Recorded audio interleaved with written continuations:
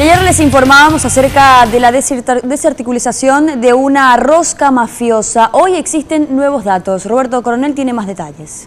Así es, Patricia, y estos datos preliminares hablan de que por lo menos 1000 personas estarían involucradas directamente en esta rosca mafiosa que se encargaba de introducir vehículos lujosos robados en Europa a nuestro mercado para su comercialización.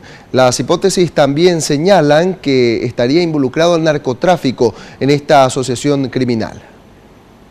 206 vehículos importados de España y Portugal están en la mira. Se trata de lujosos automóviles evaluados en miles de dólares que ya fueron comercializados y circulan en Paraguay aparentemente con documento en regla, pero en realidad habrían ingresado con papeles adulterados. Según los trámites aduaneros que deben cumplir y las personas que normalmente se involucran en la documentación, se estima que estarían involucrados unos 1000 funcionarios. Al punto, a mi criterio, radica en saber cómo ingresaron, quiénes permitieron el ingreso, con qué documentos ingresaron y por qué ingresaron de esa manera. Ahí está el meollo de la investigación a mi criterio. Los investigadores no descartan que la misma rosca que ingresó al país los vehículos robados esté involucrada con otras asociaciones criminales como el narcotráfico. Funcionarios de varias dependencias del Estado están en la mira. Funcionarios de aduana, cancillería, despachantes, ¿verdad? Importadores, consignatarios.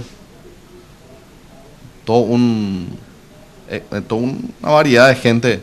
El fiscal Víctor Maldonado, quien investiga el caso, explicó que los 206 vehículos ingresaron por el puerto Caacupemí. También dijo que en la actualidad cuentan con decenas de biblioratos que contienen documentaciones que serán analizados. Además, el Ministerio Público solicitó información a la policía española.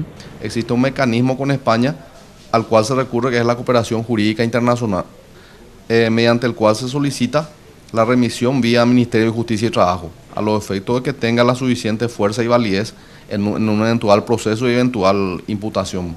El Ministerio Público no descarta la posibilidad de que los actuales dueños de dichos rodados sean convocados para prestar declaración.